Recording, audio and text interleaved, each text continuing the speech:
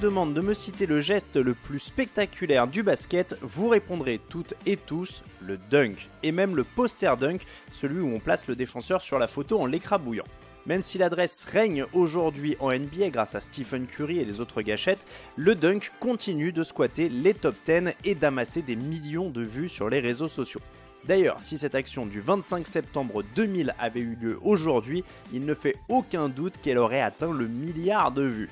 Mais de quelle action s'agit-il? Tout simplement du dunk du siècle, celui de Vince Carter sur la tête du français Frédéric Weis lors des Jeux Olympiques de Sydney en 2000. On vous raconte cette envolée folle aujourd'hui dans l'histoire de basket.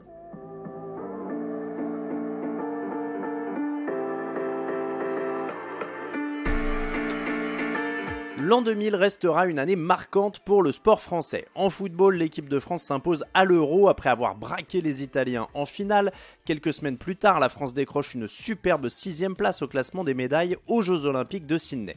Une quinzaine olympique notamment marquée par l'éclosion de Laure Manodou, mais aussi cette magnifique médaille d'argent de l'équipe masculine de basket, du jamais vu depuis 1948. Comme en 2021 à Tokyo, c'est Team USA qui a barré la route aux Français. Et comme à Tokyo, les deux formations s'étaient déjà croisées en phase de poule. Lors du dernier match de la poule A, la France avait donc affronté les États-Unis de Gary Payton et Kevin Garnett, et c'est dans cette rencontre qu'a eu lieu le dunk du siècle. Nous sommes en deuxième mi-temps, puisqu'à l'époque on joue encore deux mi-temps de 20 minutes. La France est menée de 15 points avec 16 minutes à jouer. À la suite d'une relance ratée de Yann Bonato, Vince Carter récupère le ballon au niveau de la ligne à 3 points. Le joueur des Toronto Raptors arrive à pleine vitesse dans la raquette avec un Fred Weis planté devant le panier. Carter pose un pas, deux pas et s'envole au-dessus du pivot de 2,18 m pour écraser un dunk de légende. Le Sydney Superdome tout entier reste bouche bée comme sidéré par ce qu'il vient de voir. Au micro de Canal+, Georges Eddy devient complètement fou. Il est court, il assiste un peu trop. Bon, là, c'est un peu gonflé, attention.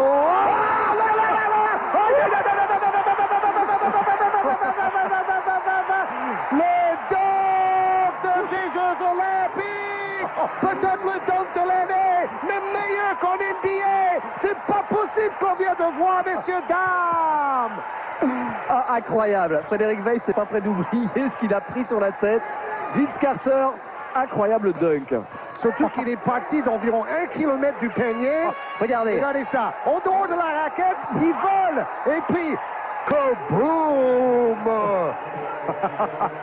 Waouh, waouh, waouh, waouh, waouh, waouh! Bon, Fred, il est passé au 10. Sauter au-dessus d'un pivot de 2,18 m, messieurs, dames, c'est pas vrai, ça! Inimaginable. Regardez où il est. Au-dessus de sa tête! Il est monté sur la tête de notre pivot de 2,18 m pour lui toquer dessus. Yo, yo, yo, yo, yo.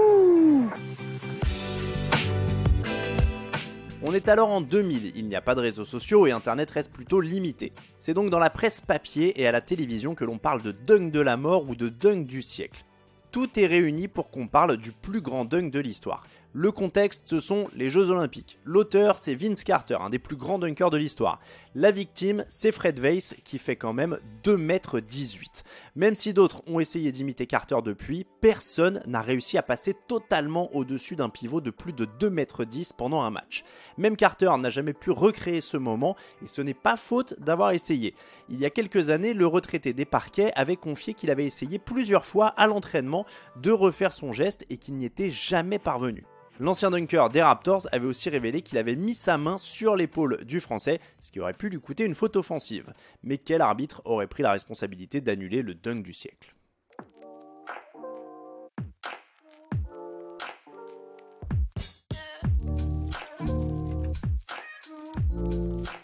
Pour Fred Weis, l'histoire est moins belle. Cette action fait presque oublier que l'équipe de France avait ramené l'argent du tournoi olympique, un des plus beaux résultats d'une carrière très riche pour le pivot.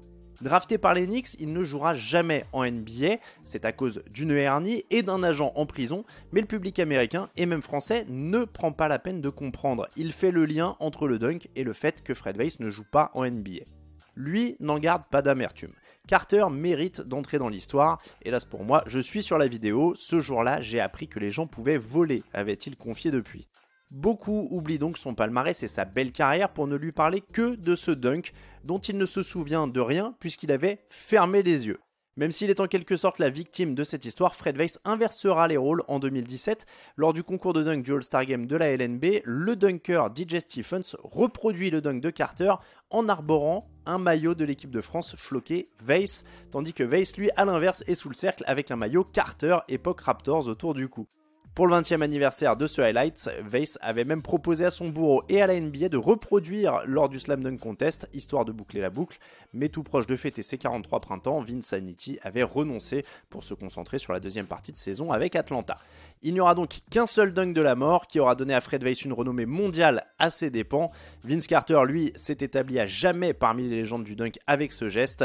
Si cette histoire vous a plu, une fois n'est pas coutume, je vous invite à écouter un autre podcast, le premier épisode du podcast 48, publié par Basket USA en 2018. Fred Weiss y racontait ce dunk, mais surtout son incroyable parcours, sa riche carrière, avec beaucoup de sourire et de recul.